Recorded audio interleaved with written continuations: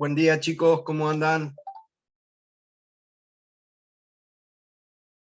¿Me escuchan? Hola, profe, buen día. Sí, sí, se escucha. Bueno, por favor, activen las cámaras, así los veo.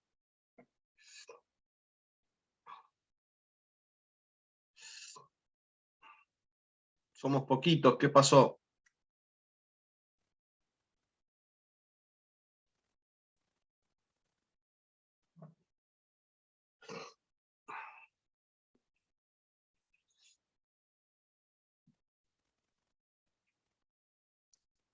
Vamos a esperar un minutito más a ver si se suma alguien más.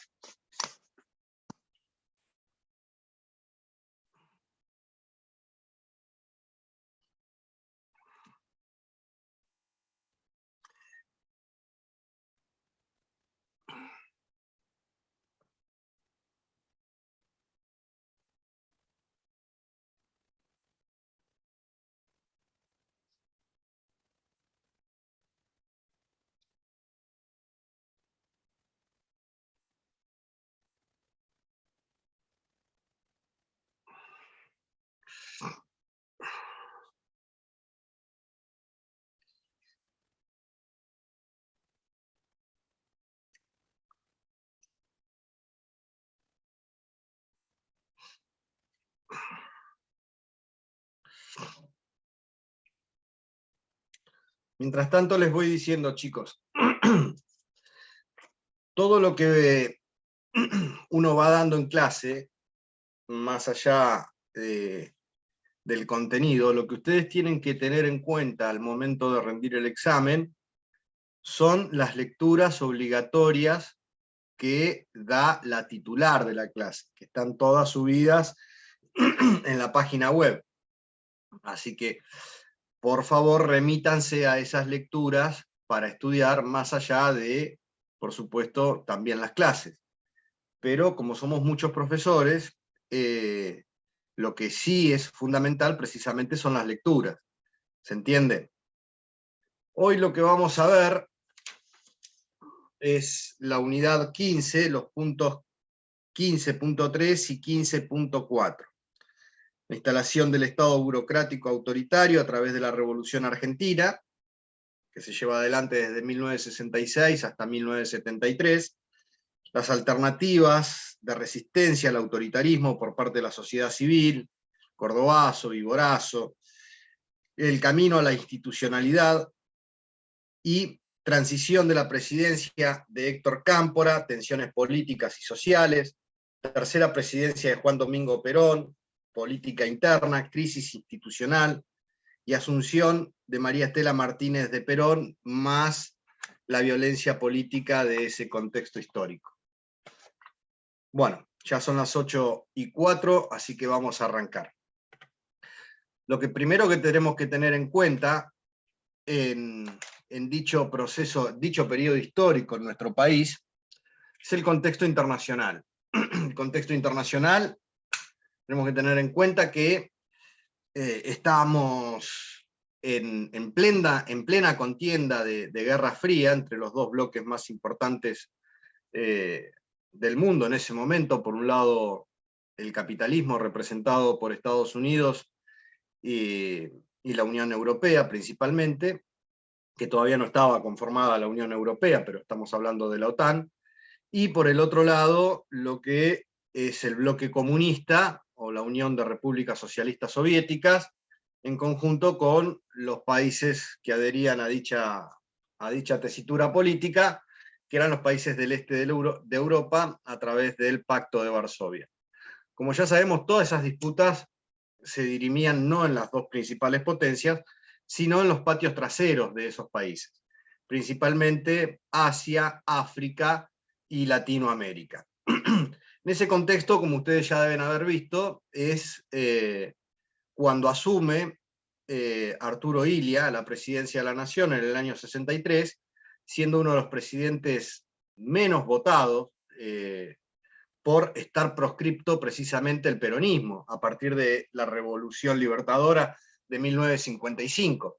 Entonces, el eje central de la política en nuestro país lo tenemos que ver desde ese punto de vista, en el sentido de que el partido mayoritario se encontraba proscripto, y la figura de Perón residiendo en España. Bien, siempre con ánimos de volver a la contienda electoral en nuestro país. El gobierno de Ilia asume con casi un 25%, un 23 y pico, 25% más o menos de los votos, estando proscripto. Ganaron los votos en blanco en ese contexto, pues estaba proscripto el peronismo. Entonces estamos hablando de un gobierno que comienza débil en lo que es la legitimidad política. Tenía legitimidad institucional, porque las reglas del momento le daban legitimidad institucional, pero no tenía legitimidad popular, no tenía legitimidad política. Así todo, el gobierno de Ilia, ustedes ya lo deben haber visto, tuvo sus bemoles, pero fue un gobierno que se caracterizó por tener una apertura hacia determinados sectores del peronismo, redujo la deuda externa argentina, hizo especial hincapié en políticas sociales, educacionales, en inversión pública y en la defensa de cuestiones fundamentales de la soberanía nacional. Incluso durante la gestión del presidente Ilia se logra la resolución 2065 en torno a la cuestión Malvinas, resolución de las Naciones Unidas en torno a la cuestión Malvinas, que es la piedra fundamental de la lucha de nuestros derechos soberanos sobre dichas islas. En tal contexto sucede el golpe militar de 1966, denominado Revolución Argentina.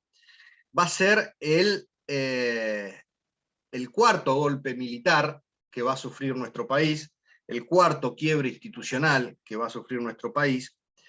El golpe se da el 28 de junio, y la nueva Junta de Gobierno militar asume el 29 de junio, pero con una característica especial. Esta Junta militar, cuando hablamos de Junta, siempre hablamos de los jefes, de los comandantes en jefes de las tres Fuerzas Armadas: Ejército Argentino, Armada Argentina y Fuerza Aérea Argentina. Dan los motivos de por qué se suscita este golpe militar, y esta Junta no va a ser la que va a gobernar. Esta Junta va a designar un presidente de facto, elegido por esta Junta precisamente. Los que dan el golpe es el general Pistarini, por parte del Ejército, el almirante Varela, por parte de la Marina, y el brigadier mayor Álvarez, por parte de la Aeronáutica. Las causas del golpe militar son varias, pero como todas causas siempre termina con un detonante.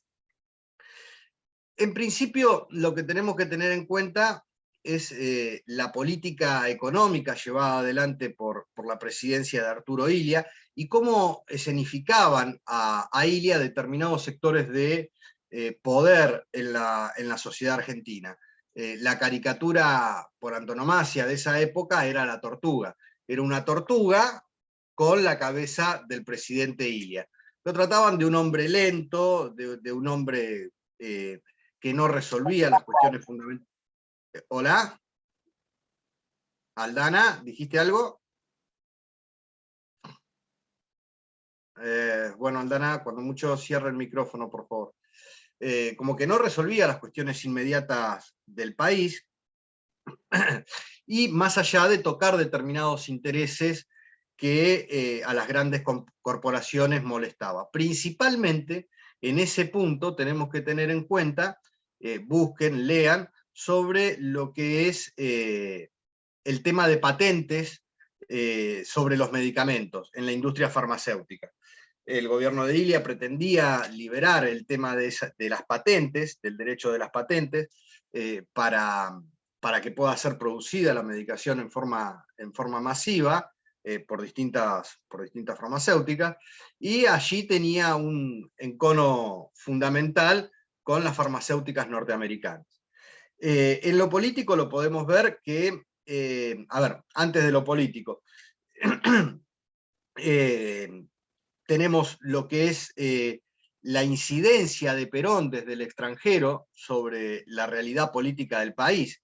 si bien en un principio se mantuvo callado el general Perón y su esposa María Estela Martínez de Perón, no dejaron de fogonear determinada situación que condujera al retorno de los mismos al país, que eran lo que buscaban, ¿no?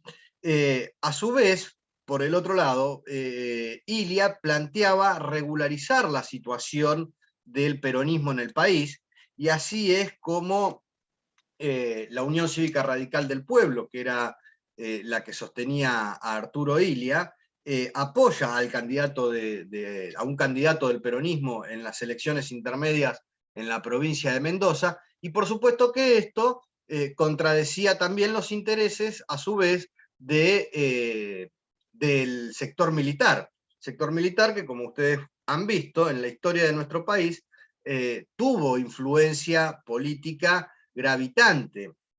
Se entiende por una cuestión de despliegue territorial, por una cuestión de que los partidos no supieron dar en su momento respuesta a las necesidades del pueblo o lo que sea. Existía un factor de poder político gravitante que era el sector militar, como también existía la iglesia, como también existía el sindicalismo. Estos eran factores de poder, y estos factores de poder luchaban cada uno por sus intereses, y Arturo Ilia trataba de navegar entre estas aguas, lo cual le traía problemas siempre en las dos partes del mostrador, por un lado con el peronismo y por el otro lado con el sector militar. Así también es que la CGT, con el fin de coadyuvar al regreso de Juan Domingo Perón y a la institucionalización nuevamente del partido, comienza un plan de lucha, ni bien asumido Arturo Ilia. Otro factor gravitante es la política de neutralidad seguida por la presidencia de Ilia en torno a intervenciones militares de los Estados Unidos en el exterior, y en este caso puntual estamos hablando de la intervención de Estados Unidos con tropas en Santo Domingo, lo cual se pidió colaboración a la Argentina, y Argentina rehusó participar de dicha operación militar. Tenemos que tener en cuenta, ahí es donde surge y tiene vital importancia el contexto internacional de ese momento, que lo mencionamos anteriormente. El gobierno de Arturo Ilia se niega a esa participación por considerar que la cuestión, y como lo había hecho Hipólito Yrigoyen en su momento, por considerar de que la libertad de los pueblos es inmanente a sí misma y que las cuestiones internas de los pueblos deben ser dirimidas por ellos mismos sin ningún tipo de intervención extranjera. Y el detonante fundamental que da lugar al golpe contra Arturo Ilia, sin lugar a duda, es el pase a retiro. El pase a retiro es cuando un poder ejecutivo solicita el pase a retiro de el principal responsable de la conducción militar de una de las armas del país. En este caso, se solicita el pase a retiro a fines de 1965 del teniente general Juan Carlos Onganía, que tenía un peso gravitante dentro de la conducción del ejército. Esto, sin lugar a dudas, el pase a retiro es que deja de cumplir funciones y pasa a la vida civil. Sin lugar a dudas, agilizó y fogoneó los tiempos para que se produjera este golpe, que se realiza el 28 de junio de 1966, y la Junta asume el 29 de junio de 1966. Cuando asume la Junta, debemos tener en cuenta que ningún golpe en el país, ya sea desde 1930, desde el de 1930, el 43, el que voltea al gobierno de Frondizi, el del 66 ahora contra Ilia, o el del 76 contra María Estela Martínez de Perón, ninguno de los golpes se suscita únicamente por la intención y los hechos llevados adelante por las Fuerzas Armadas. Es decir, para que se sucedan estos tipos de golpes institucionales, el quiebre institucional, tiene que tener determinado apoyo, ya sea social o de factores de poder. Bien, es decir, la responsabilidad es compartida en este sentido, por instituciones de la República que deben subsumirse a lo mandado por la Constitución Nacional, y a su vez también los factores de poder que también debieran hacer lo mismo, pero cuando priman los intereses por sobre la Carta Magna, ahí es como tenemos como resultado de estos quiebres institucionales. ¿Y a qué me refiero? Me refiero puntualmente a que cuando asume la Revolución Argentina con Onganía, el apoyo dado en la Casa de Gobierno, cuando los que estaban presentes en dicha asunción, no era ni nada más ni nada menos que lo que la Asociación de Empresarios Argentinos, parte del sindicalismo que veía con buenos ojos ese quiebre, incluso hasta el propio Juan Domingo Perón no apoyó directamente, pero dejó entrever determinada aquiescencia sobre el golpe militar. Estaban el presidente de la Sociedad Rural Argentina, estaba la Iglesia Católica, que con frases exuberantes en ese momento dijo que veía una luz en el futuro de Argentina con ese quiebre institucional, con este nuevo gobierno, y distintos factores de poder, desde lo empresarial, desde lo sindical. Todos vieron en ese momento con buenos ojos esta irrupción por parte del poder militar en la vida institucional argentina. Durante ese golpe que lo llevó adelante el general Alzogaray, que es el que le pide la renuncia directamente en el despacho del presidente, el presidente Ilia con muy buen tino los trató de salteadores nocturnos. Y le manifestó a los allí presentes, a los militares allí presentes, de que sus hijos y sus nietos le iban a reclamar ese quiebre institucional. Y fue así.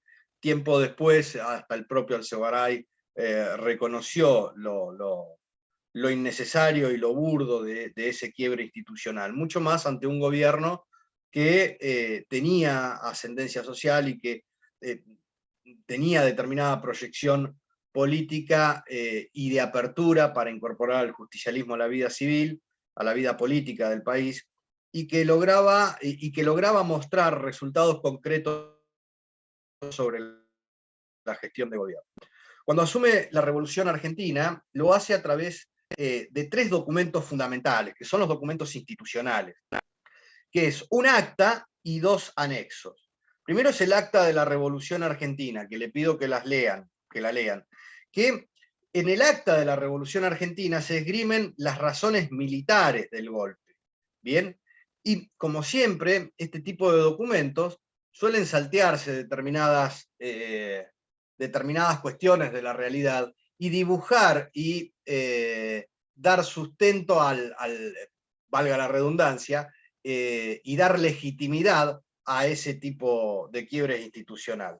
En el acta de la Revolución Argentina, como bien dijimos, se esgrimen las razones militares del golpe, y estas son la pésima conducción de los negocios públicos, esgrime la Junta Militar, la ruptura de la unidad espiritual de la nación, el deterioro económico financiero del país.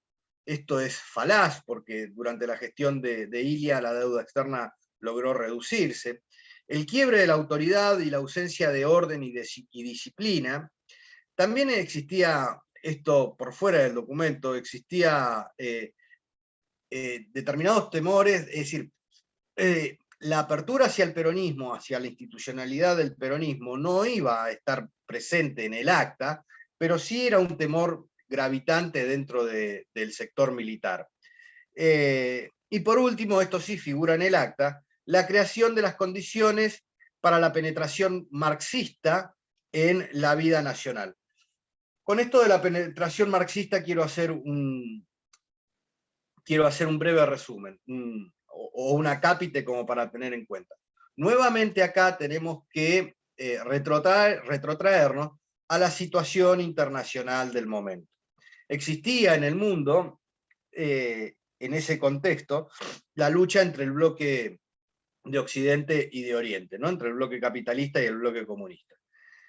Y de los dos sectores, para combatir al otro, a su contrincante, como bien dijimos, no lo hacían en sus propios territorios, sino que lo hacían en los patios traseros, en los países en vías de desarrollo o denominados tercermundistas.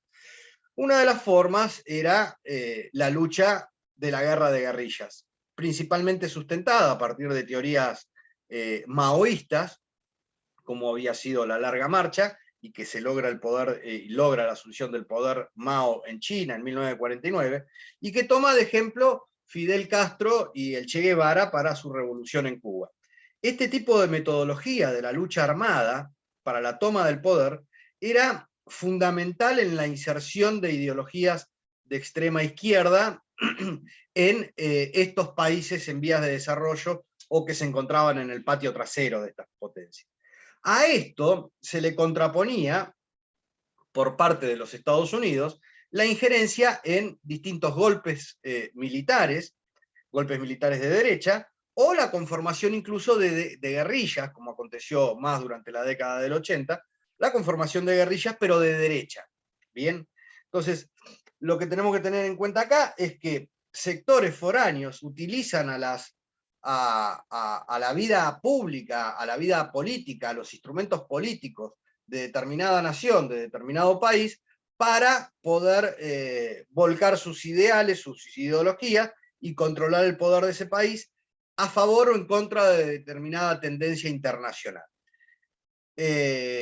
Acá en este contexto es donde van a surgir la Escuela de las Américas, conformada por Estados Unidos en Panamá, para dar adiestramiento a los militares con una doctrina única, a los militares de Latinoamérica, de Hispanoamérica, para dar una doctrina única en relación a la lucha contra la subversión. El primer, si se quiere, el primer ejemplo concreto y victorioso de esta guerra de guerrillas llevada adelante es precisamente el de Cuba con Fidel Castro y el Che Guevara. Entonces, uno de los motivos políticos, militares, las razones militares de este golpe, precisamente era que veían un incremento en la lucha subversiva en el país. El segundo, que figura como anexo, es el mensaje de la Junta Revolucionaria al pueblo argentino.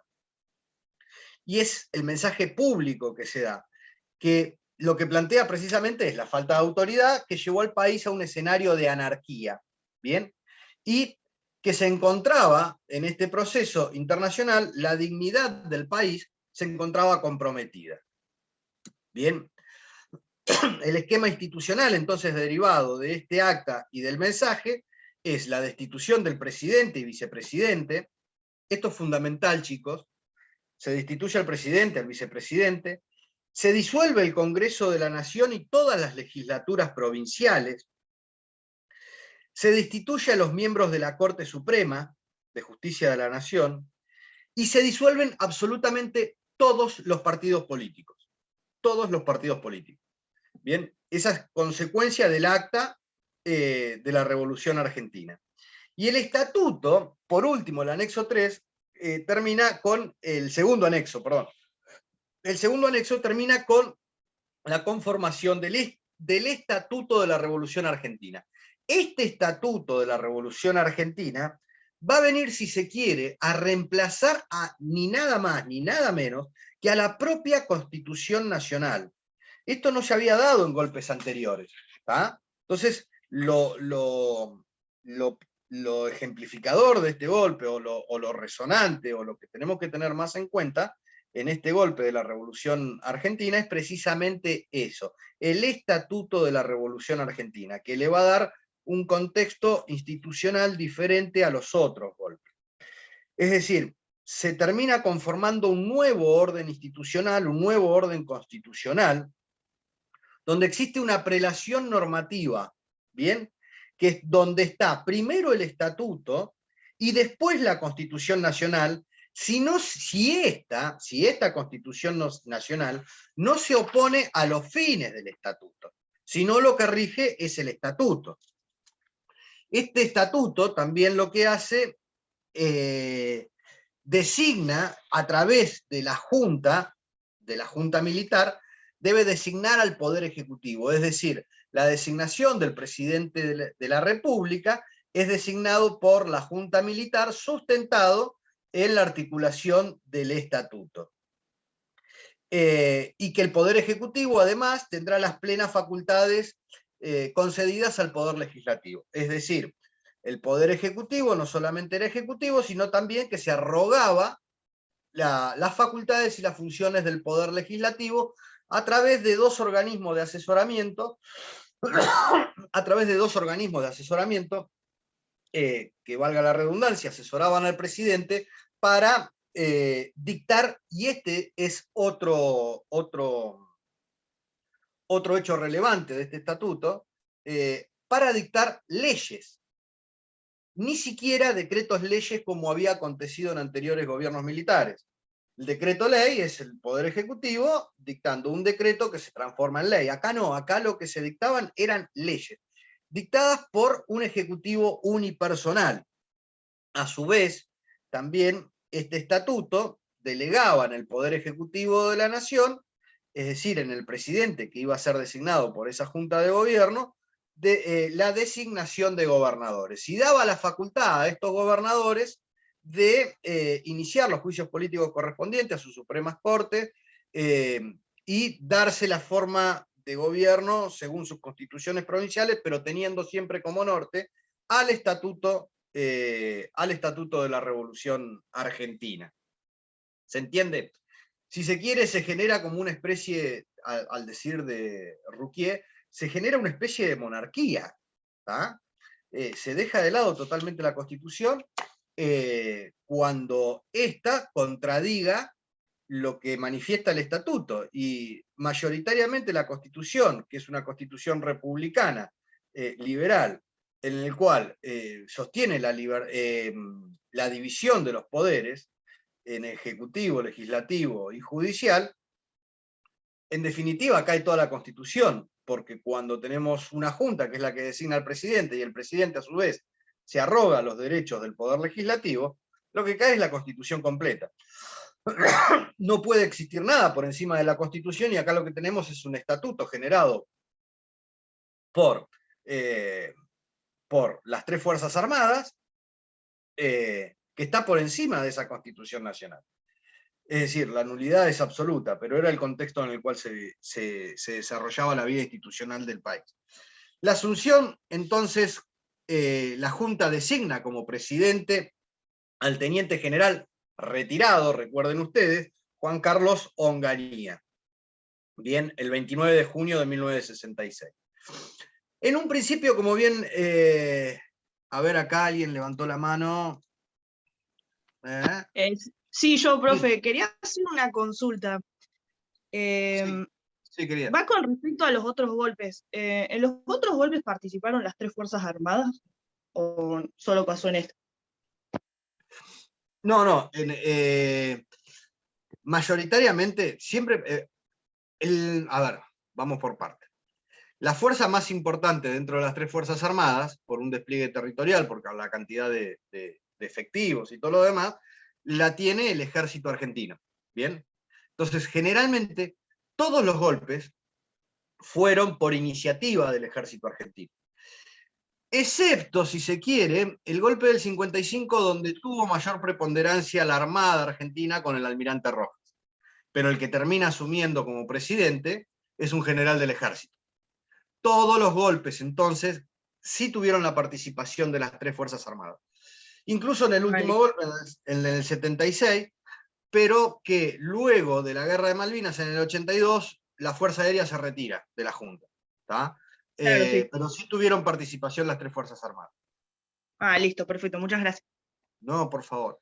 Es más, lo que sí hubo después es, que ustedes ya lo deben haber visto, la lucha entre azules y colorados, que eran las tendencias más conciliadoras con el peronismo y las menos conciliadoras con el peronismo, ¿no? Dentro de las propias Fuerzas Armadas, porque dentro de las propias Fuerzas Armadas también existían tendencias ideológicas más cercanas al peronismo. O como ustedes habrán visto cuando fue el golpe del 43 con el GOU, el Grupo de Oficiales Unidos, liderado por Perón y por otros, donde tenían mayor ascendencia, si se quiere, pro-germánica, en relación a determinados sectores del ejército que tenían mayor ascendencia pro-aliada. Pero estas diferenciaciones ideológicas no solo las sufrieron las Fuerzas Armadas, sino que las sufrió el país en su conjunto a través de toda su dirigencia política y partidaria. todos los partidos tenían, incluso el propio radicalismo, tenía tendencias que eran más para un lado o para el otro. ¿Se entiende? Es decir, la injerencia ideológica, lo que acontece en el mundo, termina influyendo en nuestro país. El gobierno de Onganía al principio tuvo crédito tanto del grupo de los empresarios, de los factores de poder económico, pero también del sindicalismo, y también, como les dije, tuvo una anuencia por parte del propio general Perón, en el cual planteaba que si Onganía iba a ser en su gobierno como había sido él en el ejercicio de su profesión militar, sin lugar a dudas iba a ser un buen gobierno. ¿Tá? Le daba crédito. Pero bueno, la realidad supera la ficción y el gobierno de Onganía no venía para darle crédito al peronismo ni para que vuelva al peronismo, sino todo lo contrario. Y comienza con determinados, se lo denomina gobierno corporativista por cómo empezó a relacionarse con los distintos factores de poder en el entramado y en la conducción política del país. Y tenemos acá que dividirla, por supuesto, el gobierno en lo que es función social, lo que es función económica, lo que es la parte política del gobierno, y en lo que es la cuestión, por eso acá vamos a ir salteando algunas fechas. Por ejemplo, en el ámbito social, el primer encontronazo que tiene el gobierno de Onganía es precisamente con el ámbito universitario, es precisamente con las universidades. El gobierno asume en junio del 66 y ya en julio del 66 dicta la ley 16912, por la cual los rectores y decanos, los rectores de las universidades nacionales y los decanos de las facultades, pasan a tener solamente funciones administrativas. ¿Tá? El resto de las funciones pasan directamente a la órbita del Ministerio de Educación. Es decir, se termina con el cogobierno de las universidades. Ya lo debe haber explicado Alfonsina en su momento, ustedes lo deberán haber visto, lo que fue la reforma universitaria y la instalación del cogobierno entre docentes, alumnos y graduados, se quiebra con esos consejos académicos o consejos directivos, dejan de funcionar y la parte de ese funcionamiento pasa a estar en la órbita del Ministerio de Educación y los rectores y decanos solamente cumplen una función administrativa. Por supuesto que esto va a tener una contra bastante importante en lo que es la vida universitaria y van a empezar a surgir las protestas y los reclamos de los estudiantes, que van a tener un rol fundamental en este periodo histórico del país. Así, cuando se empiezan a dar las primeras protestas, el 29 de julio del 66, ¿tá? Inmediatamente después de dictada esta ley, comienzan las protestas, comienzan el dictado de clases públicas, y por orden del gobierno, la policía actúa desalojando las aulas, y comienzan a darse los primeros enfrentamientos con los estudiantes, con lo que es la organización universitaria del país, en lo que se denominó la noche de los bastones largos. ¿Bien? El desalojo de las universidades por parte de la policía de forma violenta. Y algunos plantean de que fue el mayor éxodo de intelectuales del país en ese contexto. Incluso hasta docentes que circunstancialmente estaban dando clase en el país, de origen norteamericano, planteaban las críticas de cómo habían sido desalojados de la universidad a los bastonazos. ¿Por qué se lo denomina la noche de los bastones largos? Porque cuando desalojaban las aulas, hacían 2 filas de policía con los bastones, y cuando iban pasando los alumnos y los docentes, los iban golpeando con esos bastones. Este es el inicio, si se quiere, de la confrontación social entre la sociedad civil y el gobierno de Onganía.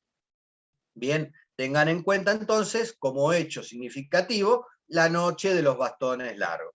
El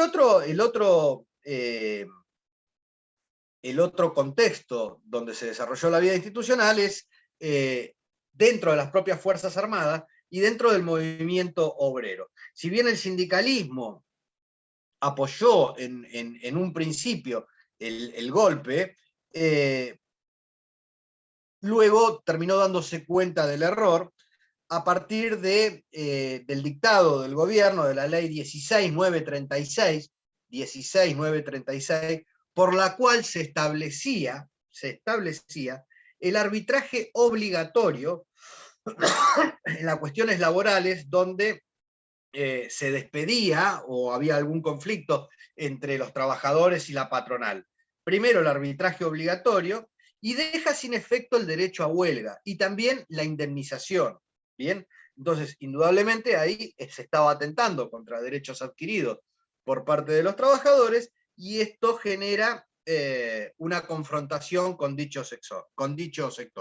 El primero de ellos se da a través del conflicto, una huelga portuaria, en 1966, en octubre del 66, una huelga general por parte de los portuarios, en contraposición a medidas sobre racionalizaciones y despidos por parte del gobierno en dicho sector. El otro es un conflicto ferroviario, donde plantean racionalización también y ponen en la conducción a personal de ingenieros del ejército, y donde el sindicalismo ahí ya plantea un plan de lucha contra el gobierno nacional, y lo que también debemos tener en cuenta de que el sindicalismo acá comienza a dividirse, con un sindicalismo más negociador con el gobierno y otro totalmente confrontativo con el gobierno. Entonces tenemos que en mayo del 68, la CGT, la Confederación General de los Trabajadores, se divide en dos conducciones. La CGT Azopardo, la original, y la CGTA, Central General de los Trabajadores de los Argentinos. La disidencia, esta división, es decir, tenemos un movimiento obrero fracturado, se da principalmente, como bien dijimos, en torno a diferencias en los planes de lucha contra el gobierno nacional.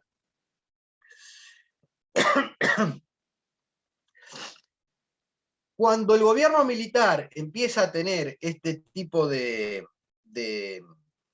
conducción y de ideología en el proceso de gobierno, también empiezan a surgir diferencias dentro de las propias Fuerzas Armadas.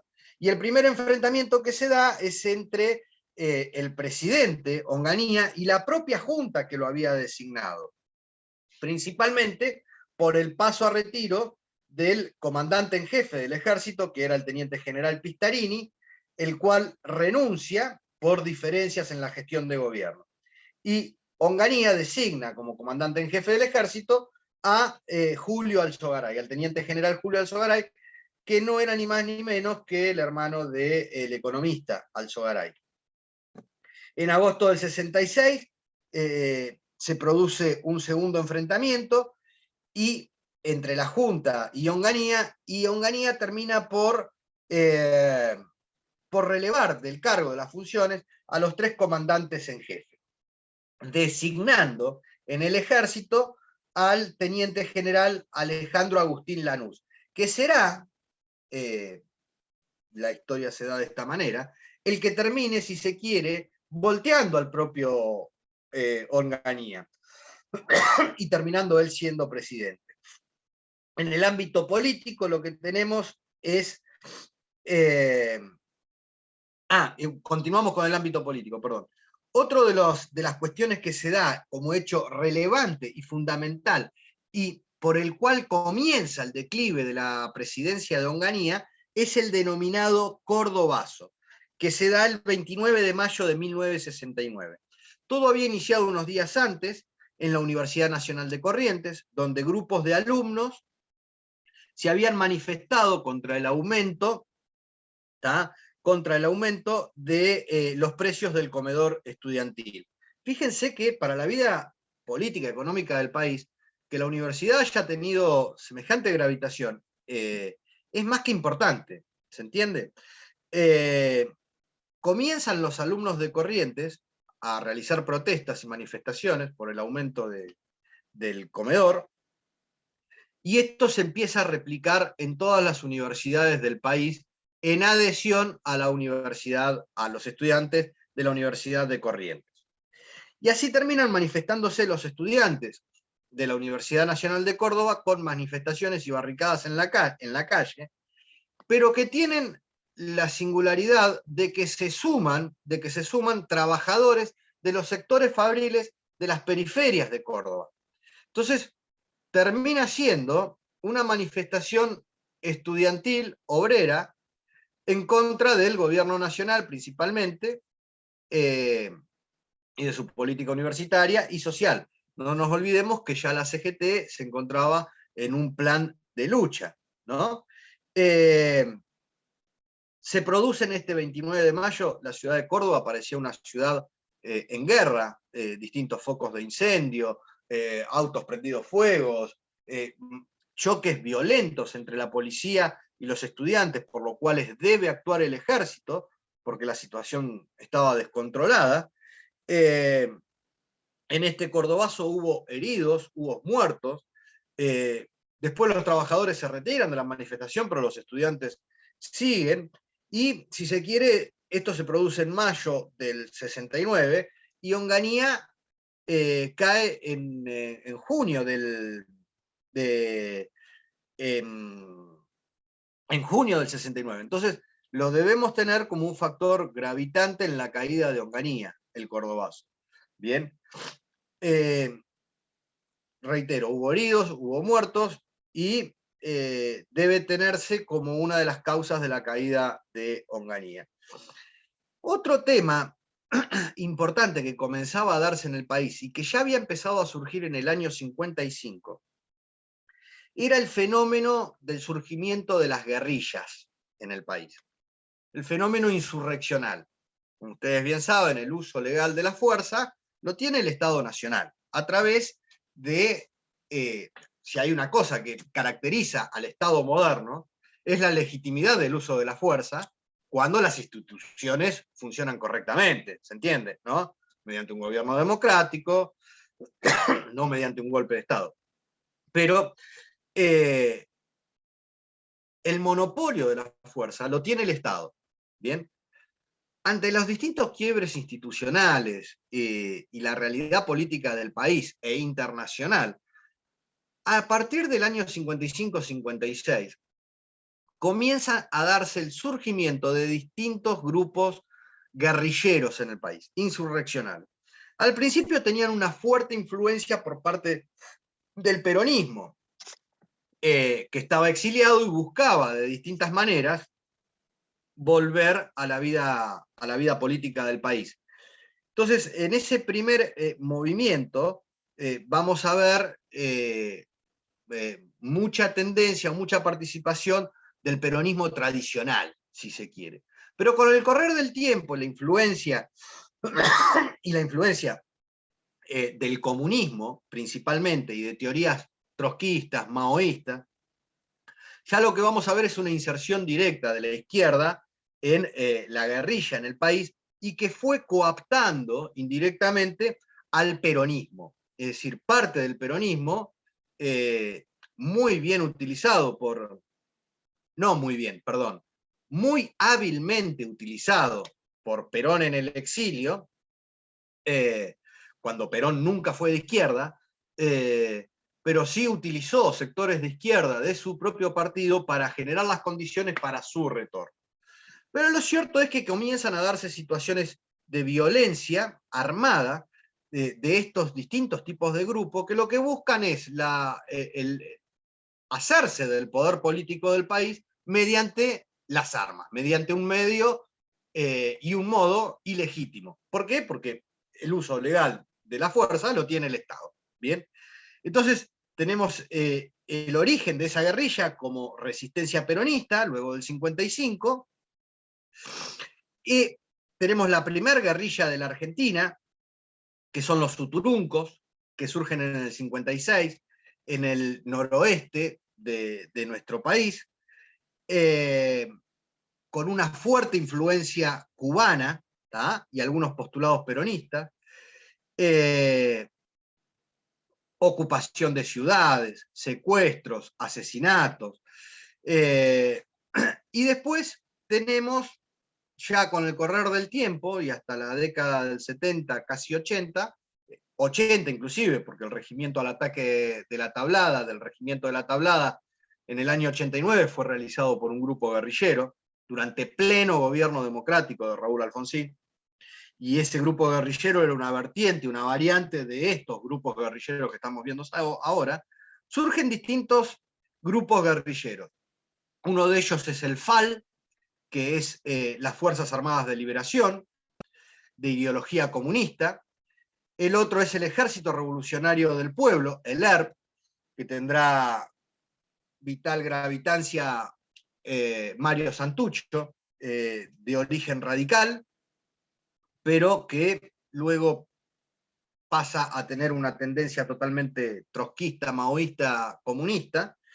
Luego tenemos al FAP, las Fuerzas Armadas Peronistas, que es el ala izquierda del Partido Peronista, que se había empezado a gestar en este contexto internacional.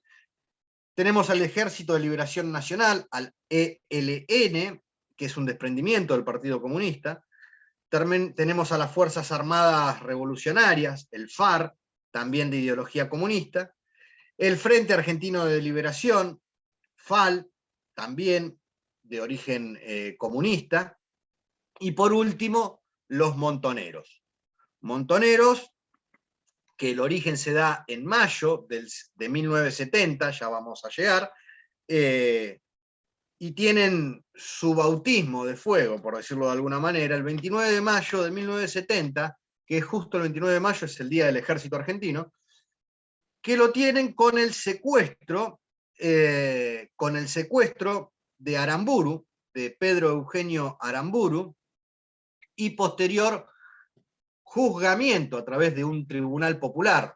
Fueron 3 personas las que lo juzgaron, y en forma expresa, donde se le atribuye el golpe de Estado del 55, el secuestro del cadáver de Evita, distintas justificaciones para terminar dándole una sentencia de muerte y asesinándolo.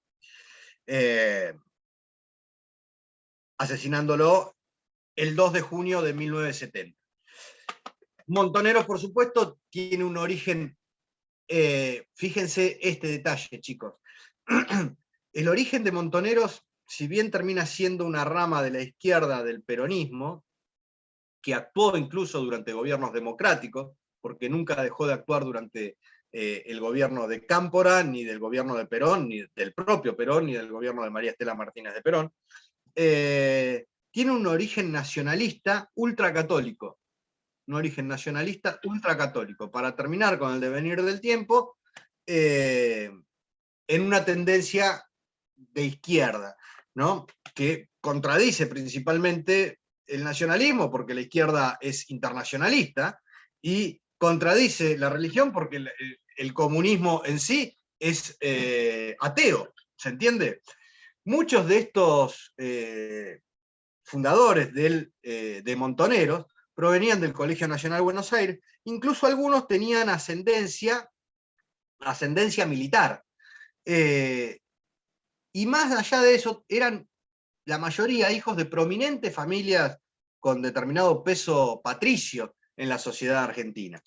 A ver, acá alguien, además de Aramburu, que ocurrió el asesinato de Bandor, que creo que tuvieron que ver, sí, así es, Solange, ya vamos a llegar a eso. No solamente el asesinato de Bandor, sino también el asesinato de Rucci, que es atribuido precisamente a Montoneros.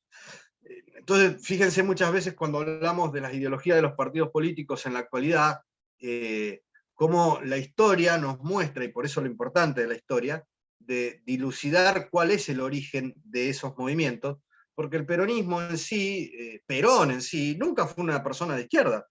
Perón era un militar, era corporativista, era de tendencia, si se quiere, hasta filo no nazi. No nazi, los que digan eso no están equivocados. Era de tendencia filo-fascista, el sentido corporativista de Mussolini. Recuerden que Perón había estado destinado en Italia como agregado militar. Entonces, este surgimiento de la guerrilla en forma violenta y por el uso de las armas, por supuesto que inquietaba a toda la sociedad, pero principalmente a los militares. En el ámbito económico tenemos que la gestión de Onganía a través de dos ministros, principalmente de Salimey y de Kraiger-Bacena.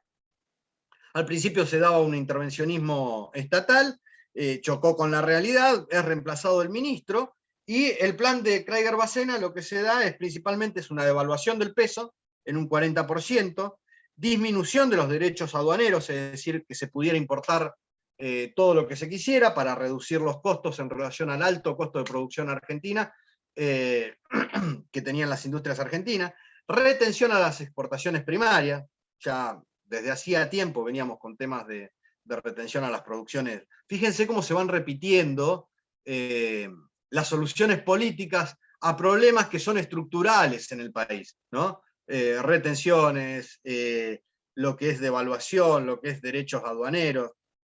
Siempre pareciera ser que caemos sobre las mismas soluciones, sobre cuestiones que son recurrentes. Y si antes no nos dieron resultados, ¿por qué nos van a dar resultado ahora? Esa sería la conclusión, ¿no? Congelamiento de los precios de alquileres. Al principio se logra determinada estabilidad, pero después lo que termina produciendo la desindustrialización, la inflación, no es ni más ni menos que una mayor desocupación y una menor participación de los asalariados en el Producto Bruto Interno del país. El 8 de junio de 1970, entonces, el teniente general Onganía renuncia a la presidencia de facto. Las causas, entonces, tomó medidas, sí, en un principio toma medidas desarrollistas, pero después terminan siendo más medidas liberales, si se quiere. Las medidas desarrollistas estaban más implementadas por el anterior ministro de Economía, por Salimey.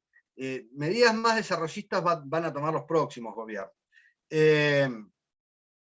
Renuncia a Onganía, las causas de las caídas, ya lo estuvimos viendo, el cordobazo, eso fue una bofetada al gobierno. Y aparte había otra cuestión, cada vez que se le preguntaba a Onganía cuál era el plazo de la gestión de gobierno, lo que planteaba Onganía era que el gobierno no tenía plazos, sino objetivos. Entonces, hasta que no se cumplieran esos objetivos, el orden constitucional iba a estar roto y iba a continuar la revolución argentina.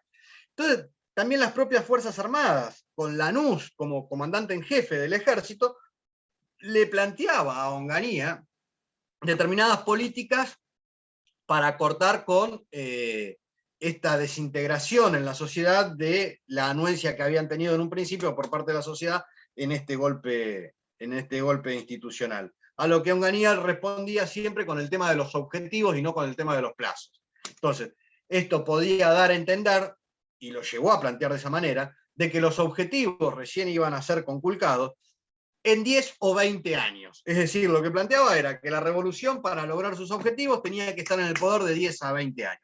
Esto, por supuesto, generaba incluso hasta resquemores dentro de las Fuerzas Armadas, que ya buscaban una salida institucional al gobierno. El propio Lanús buscaba una salida institucional al gobierno. El deterioro de la economía, entonces, se designa a Pastor como ministro de Economía. Pastore, tampoco hay soluciones, y el planteo del ejército, lo que planteaba recién, de buscar una salida institucional a la problemática. Bien. Se produce la renuncia de Onganía y le sucede la Junta, el 9 de junio, reasume el poder, renuncia a Onganía, la Junta reasume el poder, el gobierno está bajo las 3 Fuerzas Armadas, y el 18 de junio de 1970 designa como presidente, dentro del esquema del Estatuto de la Revolución Argentina, al general Roberto Levingston, ¿bien? Que se encontraba como agregado militar en Washington, por eso la diferencia de días, ¿bien? En el ámbito político, lo que hace Levingston es ahondar más el Estatuto de la Revolución Argentina, planteando una profundización del gobierno de facto y no buscando la salida institucional. A esto comienzan a surgir rebrotes de vida social política, y el 11 de noviembre de 1970 se produce la reunión entre la mayoría de los partidos políticos, donde participa el justicialismo, el radicalismo, el socialismo, el conservadurismo, la democracia progresista, y dan un documento, y elaboran un documento denominado La Hora del Pueblo, solicitando la vuelta a la vida institucional del país. Y en este contexto, estamos ya 18 de junio, ya había asumido Levingston, fíjense como otra de las causales de la caída de Onganía, el atentado de Montoneros contra Aramburu. La situación de la guerrilla viene en aumento, ¿se entiende? Montoneros toma ciudades en Córdoba, toma ciudades en la provincia de Buenos Aires. Cuando digo que toma, las toma mediante las armas. Se hace de la comisaría, roba los bancos, y el 27 de agosto de 1970, ya con la presidencia de Levingston, Montoneros asesina al dirigente sindical José Alonso. Fíjense ustedes que en la vida institucional del peronismo siempre va a haber un enfrentamiento entre el sindicalismo tradicional, ¿tá?, que es de más tendencia ortodoxa del primer peronismo, y un enfrentamiento con lo que Perón denominó en el exilio la Juventud Maravillosa, que era de tendencia más de izquierda, que después Perón se retractaría sobre esas palabras en base a sus propios hechos, cuando los echa de la Plaza de Mayo el 1 de mayo de 1974.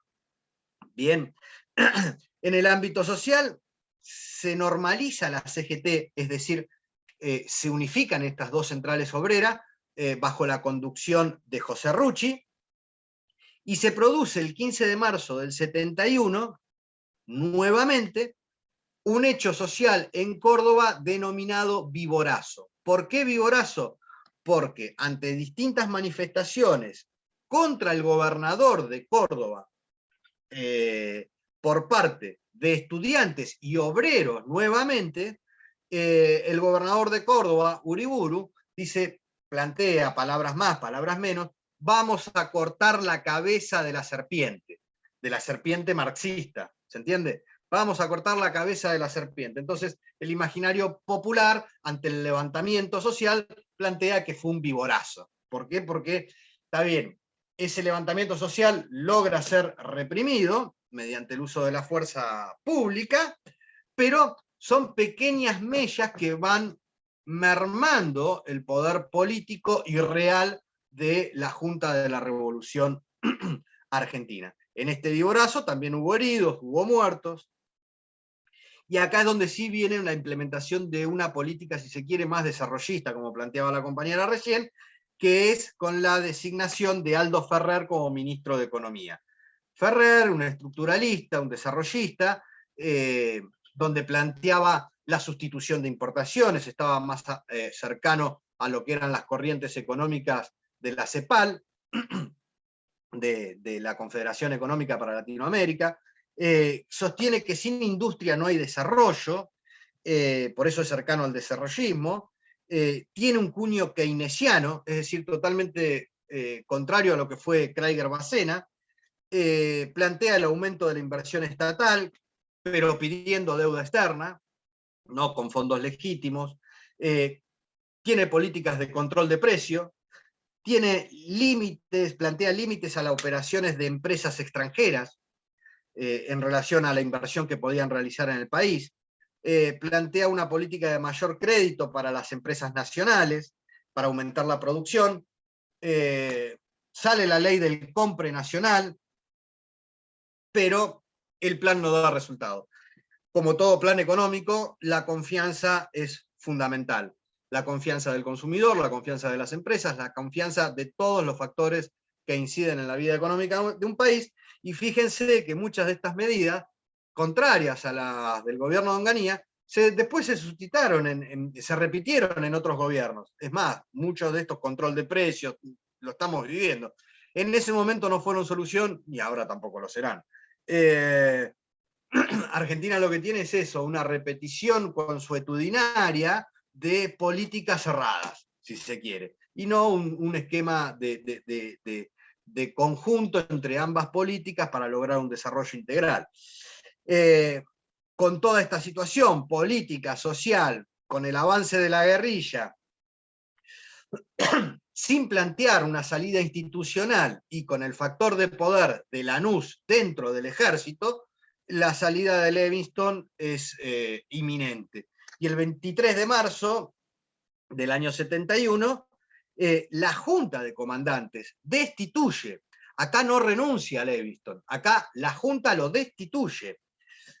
Livingston después, teniendo en cuenta de que Lanús era el jefe del ejército, plantea de que en realidad lo habían destituido porque la familia del general Lanús, una familia de mucha raigambre política en el país y comercial, la familia Lanús en ese momento y hasta la década del 90 tuvo una casa, una inmobiliaria muy, muy importante en el país. Muy, muy importante. Y también en el negocio de haciendas, como comisionista. Esa familia, lo que planteaba Livingston es que esa empresa le había solicitado al gobierno nacional créditos, el gobierno nacional no se los había otorgado y que por eso se lo había volteado. Un golpe dentro del golpe, ¿se entiende? Más allá de eso, lo cierto es que sí, Lanús tenía una empresa inmobiliaria y que tenía el poder como para poder solicitar eso, y que Livingston el gobierno no le otorga ese crédito y que puede haber llegado a generar resquemores en ese sentido. Y las causas de ese derrocamiento, pero principalmente las causas de ese derrocamiento lo tenemos por la no salida institucional de Livingston, por no tratar y por la falta de encauzamiento de las políticas económicas, fundamentalmente. Entonces, acá tenemos que los partidos políticos comienzan a unirse en la hora del pueblo, tenemos en la economía que la inflación avanza, que se produce hay un proceso de desindustrialización en el país que continúa desde la época de Krieger-Bacena, y una CGT unificada que comienza a confrontar con el gobierno, es decir, hay un debilitamiento del gobierno. El 23 de marzo del 71, el mismo 23 de marzo del 71, la Junta asume provisoriamente el gobierno. Y el 26 de marzo designa como presidente, como tercer presidente de la Revolución Argentina, a Alejandro Agustín Lanús, teniente general Alejandro Agustín Lanús.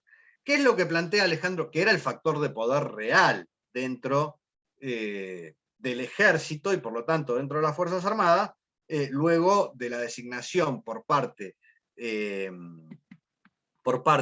Onganía como comandante en jefe del ejército. Bien, lo que plantea Lanús es un documento que da a conocer con anterioridad a la asunción como presidente, un discurso que da en determinado contexto donde asume la presidencia de la presidencia de los comandantes en jefes del ejército, donde plantea que es la gran hora del pueblo. La gran hora del pueblo no, eso era la hora del pueblo, era de los partidos políticos. Lo que plantea Lanús es el gran acuerdo nacional, discúlpenme chicos, el gran acuerdo nacional. Y que por ese gran acuerdo nacional se iba a obtener la libertad, el progreso y la justicia, para de esa manera y con esos elementos, libertad, progreso y justicia, lograr la institucionalización del país, para restablecer la democracia representativa, pero que ésta debía ser eficiente y estable. Bien. Designa como ministro del Interior a Monroy, que Monroy había sido ministro de Frondizi, creo, y sí había sido presidente de la Cámara de Diputados durante el gobierno de Ilia. Monroy era de origen radical. Después va a terminar siendo asesinado por montoneros. Y Monroy es el que busca una salida institucional a esta problemática. Lo que siempre tenemos acá presente es la disputa entre Perón y el poder real en Argentina, que Perón busca volver y Lanús entiende de que es necesaria la incorporación del peronismo, pero sin Perón. Pero sin Perón.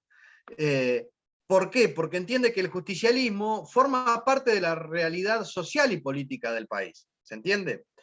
Entonces, Lanús genera una política de apertura hacia el peronismo, pero con algunas objeciones. Lo primero que hace, para dar vistas de su buena voluntad, es la reunión de Lanús con el secretario de la CGT, con Ignacio Rucci. El otro gesto de buena voluntad de Lanús es la entrega al general Perón en España del cuerpo de Eva Duarte, el cual se encontraba secuestrado, el cuerpo, el cadáver, desde 1955, habiendo pasado por distintos periplos en Argentina y en el exterior. Se le entrega al general Perón el cuerpo de su esposa. Y el Poder Ejecutivo Nacional, también en septiembre del 74, anuncia que en octubre del 72 se convocará a elecciones, ¿tá? Y el 25 de marzo del 73 se realizarán los comicios. Es decir, da una fecha cierta a la salida institucional del país. Bien.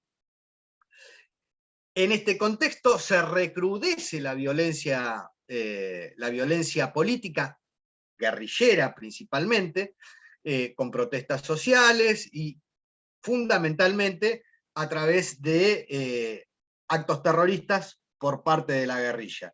El ERP asesina, el Ejército Revolucionario del Pueblo, que tenía su centro de acción principalmente en Tucumán, y Montonero estaba más desplegado en las grandes ciudades. Asesina al director de la FIA, Oberdán Salustro.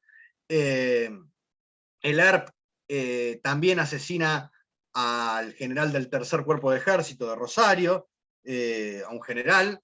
Se produce la masacre de Trelew, el 15 de agosto del 72, son todas cosas que van influyendo no en la validez, sino en la confianza que podía llegar todavía a tener algunos en este gobierno militar.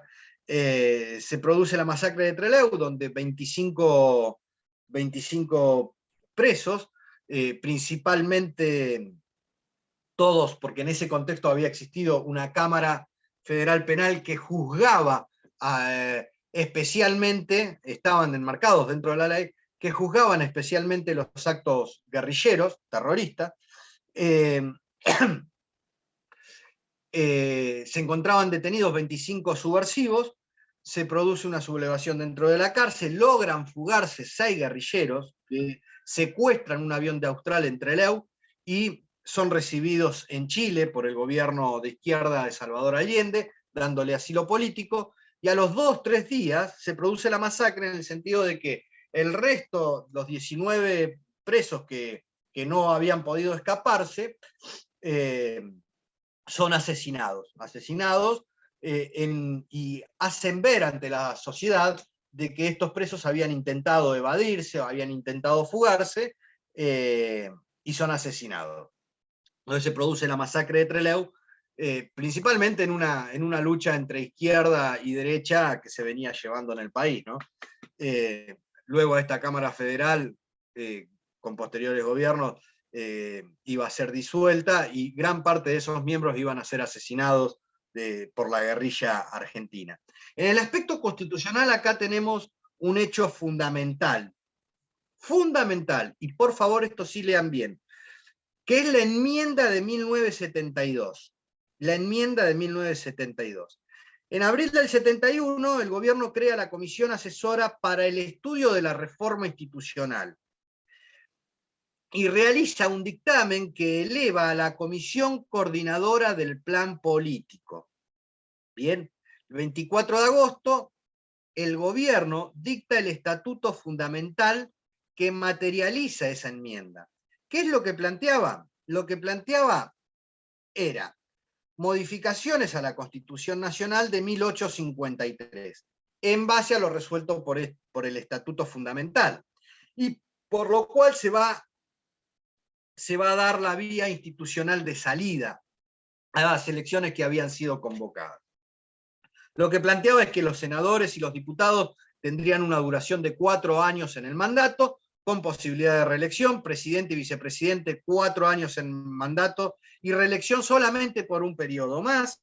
Diputados, senadores y presidentes iban a ser elegidos por voto directo, no por colegio electoral. Fíjense que muchos de estas reformas son las que luego precepta la reforma del 94. Es decir, si bien fue generado por una comisión de asesores en un gobierno militar, muchas eran medidas de avanzada que terminaron siendo receptadas por la reforma del 94. 3 senadores por provincia, en ese momento había 2, y que iban a ser elegidos por voto directo, los 2 senadores por la mayoría y el tercer senador por la primer minoría, y que los presupuestos nacionales podían ser elevados por un año o por más de un año y hasta un límite de 4. ¿Por qué? Porque si la presidencia era de 4, un presidente podía plantear un presupuesto, que es la ley de leyes por la cual se gobierna un país, podía plantear un presupuesto teniendo como vista una política de Estado a 4 años. Bien, la vigencia del estatuto iba a resultar hasta el 24 de mayo de 1977, con prórroga hasta el 24 de mayo de 1981.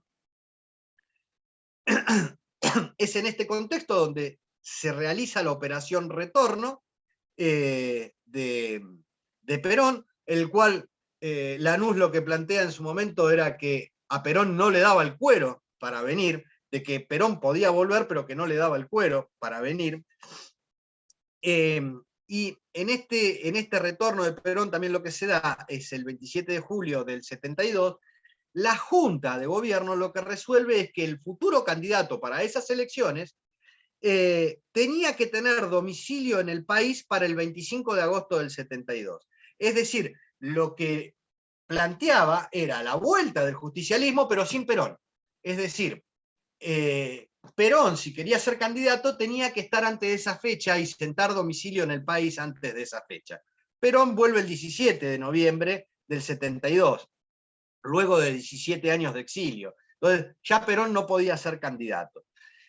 El 21 de noviembre, Perón preside una reunión en Vicente López con todas las fuerzas políticas, mostrando poder de convocatoria, con todas las fuerzas políticas, con el peronismo, con el radicalismo, con el socialismo. Y el 11 de marzo se dan las elecciones, donde Perón designa a su representante más del ala izquierda del peronismo, que es Héctor Cámpora, como candidato a presidente, y Solano Lima. Tengamos en cuenta que también en la reforma de ese estatuto lo que plantea es que el presidente, en una contrapisa contra el peronismo, lo que plantea es que para poder ser electo presidente se debe tener mayoría absoluta, es decir, 50% más un voto. ¿Bien? La Junta Militar a lo que se jugaba, o lo que se jugaba Lanús, es que el peronismo no logre el 50 más 1 para convocar a una segunda vuelta, tomando el sistema francés de balotaje, que de una manera distinta termina siendo lo que hace la reforma del 94.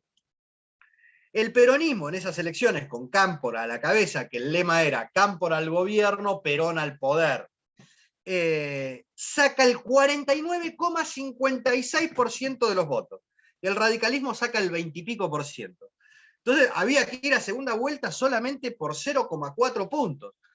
Radicalismo lo que hace es reconoce la victoria y pide solamente segunda vuelta en distintas provincias donde las diferencias eran más acotadas, logrando la intendencia logrando la senaduría, perdón, por la ciudad de Buenos Aires, donde es electo Fernando de la Rúa.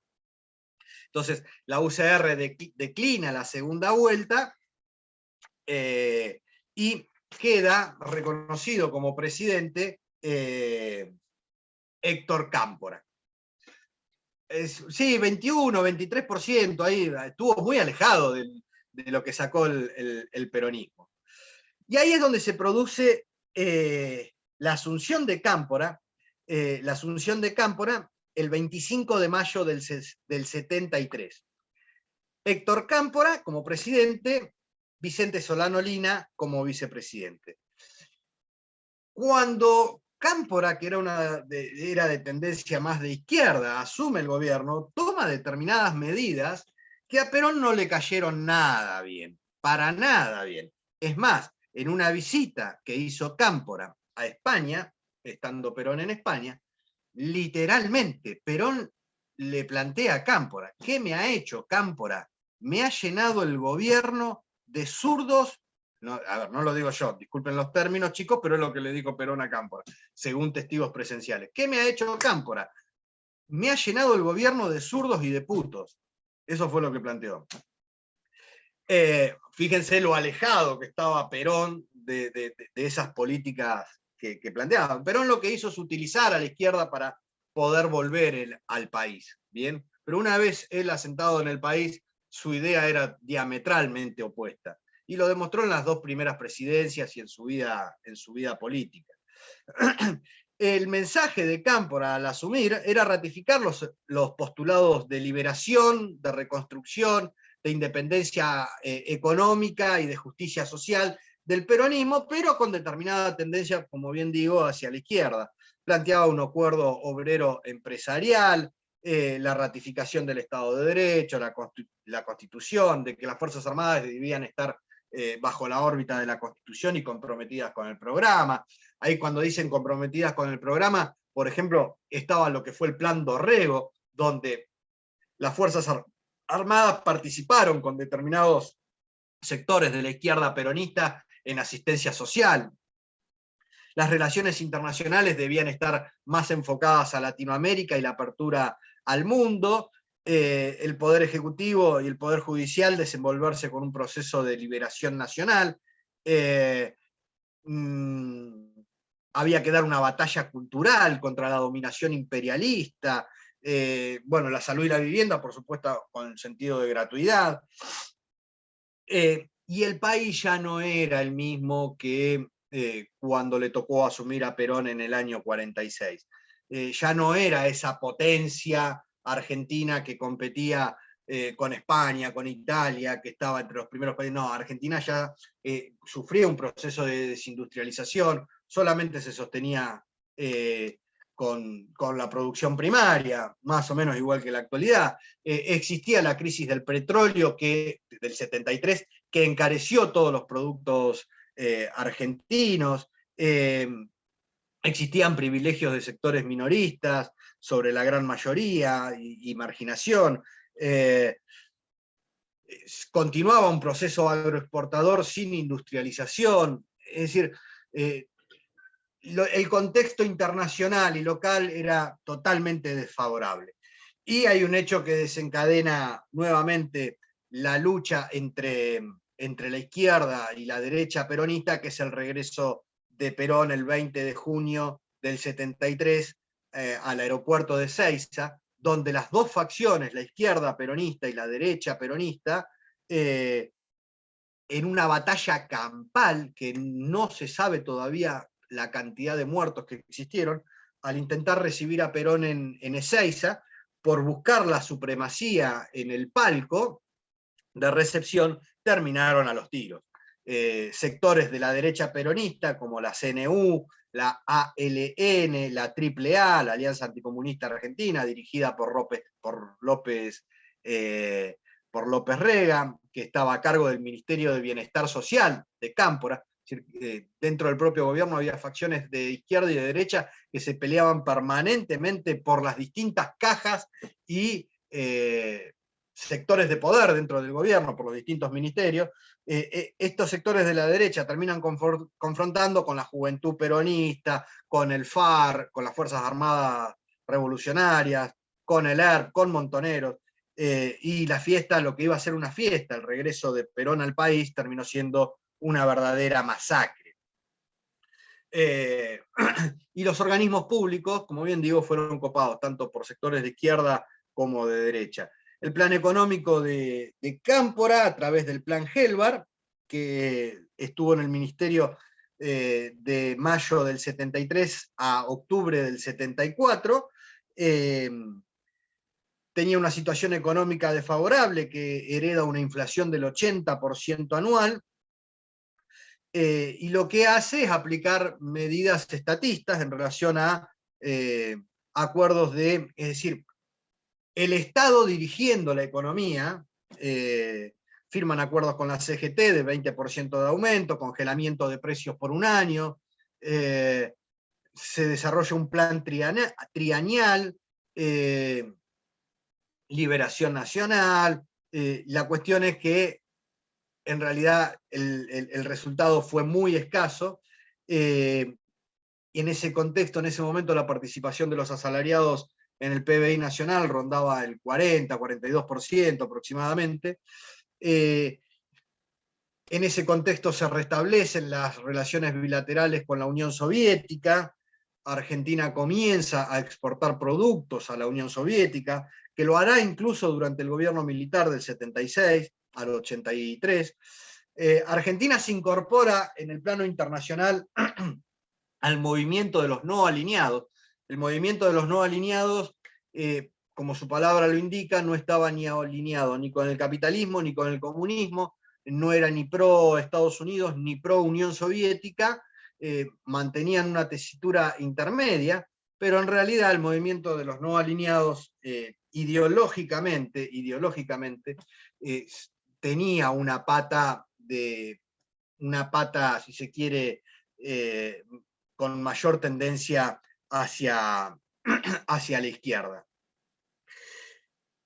Por los acontecimientos de Seiza, del 21 de junio, Perón plantea la infiltración del movimiento peronista. ¿La infiltración por parte de quién? De los sectores de izquierda.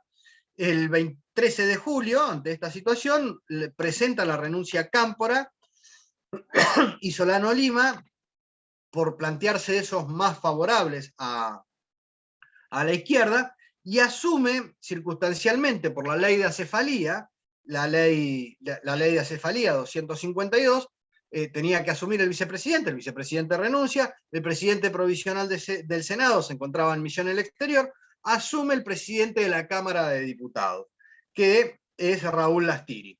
Raúl Lastiri lo que hace es convocar a elecciones, su función fue prácticamente convocar a elecciones, ya con Perón con residencia en el país, así que la fórmula fue Perón-Perón, Balbín de la Rúa, y el peronismo, ahí con Perón a la cabeza, saca nada más y nada menos que el 61,68% de los votos.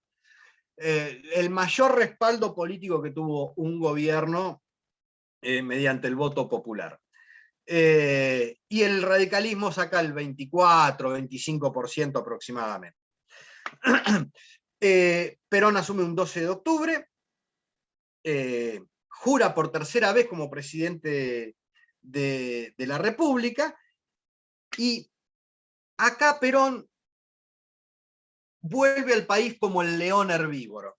Ya no confronta de manera abierta con la oposición, sino que busca un gran acuerdo nacional entre el sector empresario, entre el sector obrero, toma como baluarte a la CGT tradicional, su mayor aliado es Rucci, secretario general, que luego de asumir es asesinado por Montoneros, por los grupos de izquierda del peronismo, y él se manifiesta que vuelve como un león herbívoro para la reconstrucción nacional.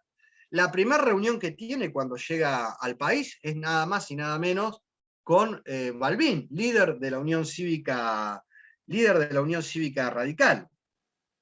Continúa Helbar como ministro de Economía, y López Rega, el monje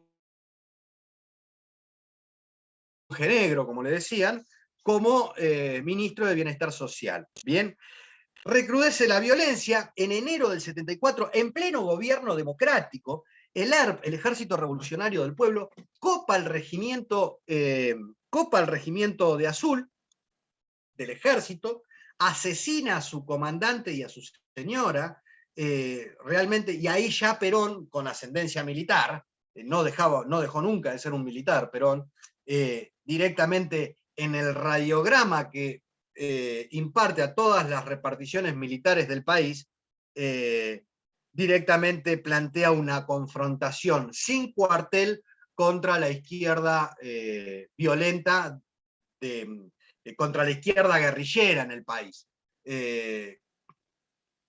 Tienen que leer ese radiograma realmente, porque cuando uno busca la génesis de la violencia institucional en el país, tanto desde el gobierno como desde sectores guerrilleros, el peronismo es fundamental en las dos bandas del mostrador.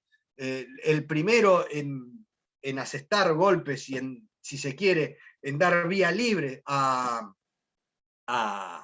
las fuerzas institucionales del país, a las Fuerzas Armadas y a las fuerzas policiales, es el propio Perón. Es el propio Perón. Perón condena el ataque guerrillero y arremete contra las provincias que están gobernadas por el peronismo de izquierda.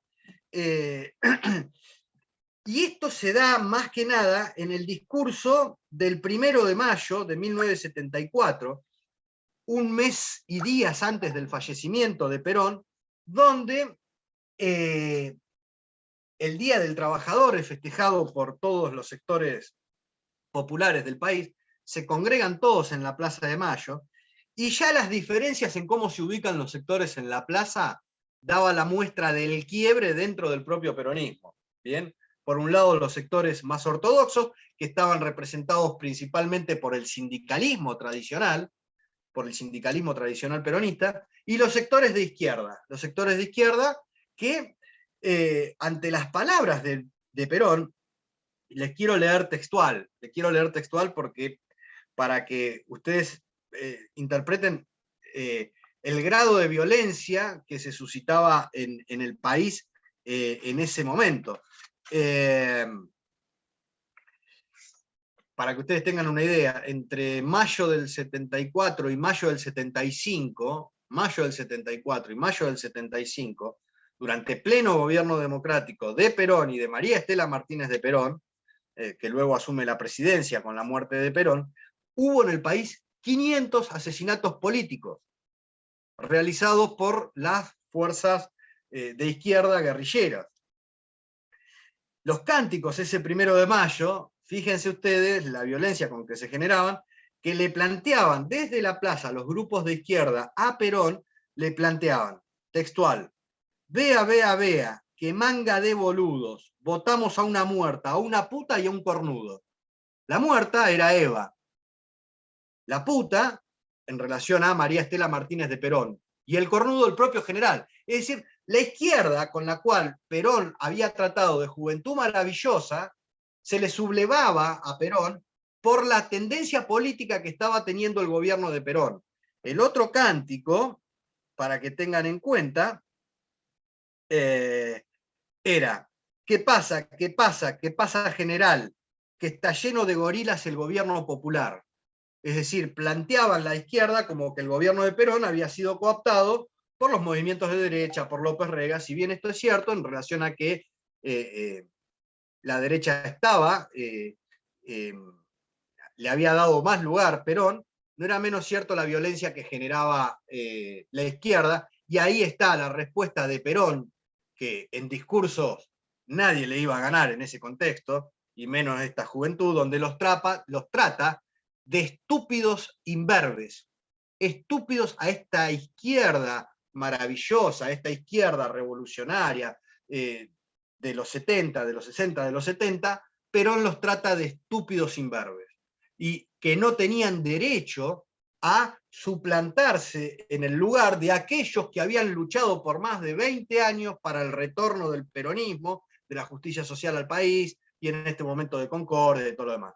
Fue tal el nivel de crisis que, por supuesto, Perón los echa de la plaza, la izquierda Montonero se retira de la plaza, la juventud peronista se retira de la plaza, hace referencia al rol de la CGT, cuando digo la lucha de 20 años, hace precisamente referencia a la CGT. Los que habían luchado por 20 años para el retorno de Perón no eran ni más ni menos que el sector obrero representado por la Confederación General del Trabajo. Los trata de estúpidos de imberbe, y la violencia se llevó hasta tal punto que el jefe del regimiento de granaderos a caballo, en la puerta de la Casa Rosada, montó ametralladoras pesadas por si esta gente intentaba copar la Casa Rosada, planteando de que a mí no me van a copar la Casa Rosada. La muerte de Perón produce un quiebre y un desmadre. Perón ya vuelve viejo, vuelve enfermo, con un ánimo conciliador, pero la realidad biológica lo lleva por delante, fallece, asume la viuda con una amplia injerencia por parte de López Rega, que pertenecía a la UPDUE, era una logia masónica, espiritista, todo se empieza a degranar, la violencia empieza a crecer de los grupos guerrilleros, se da el decreto por el cual el gobierno constitucional ordena el aniquilamiento de la guerrilla, ¿bien? Firmado por todos los ministros de aquel entonces. La situación se agrava hasta el golpe de Estado del 24 de marzo del 76, con amplia anuencia hasta dentro del propio peronismo. De ahí en más entraremos en una de las etapas más oscuras de nuestra historia, con la confrontación entre la guerrilla, un gobierno dictatorial con todas las violaciones a los derechos humanos que ustedes ya conocen, y hasta acá, hasta este planteo, hasta este golpe de Estado llevado adelante por las Fuerzas Armadas, es donde llegaba la clase de hoy, y estamos justo a las 9:32. Así que, chicos, no hay espacio para las preguntas, pero espero que les haya resultado de utilidad la clase. ¿Sí? Que tengan todos un muy buen día, chicos. Saludos a todos. Chao, profe.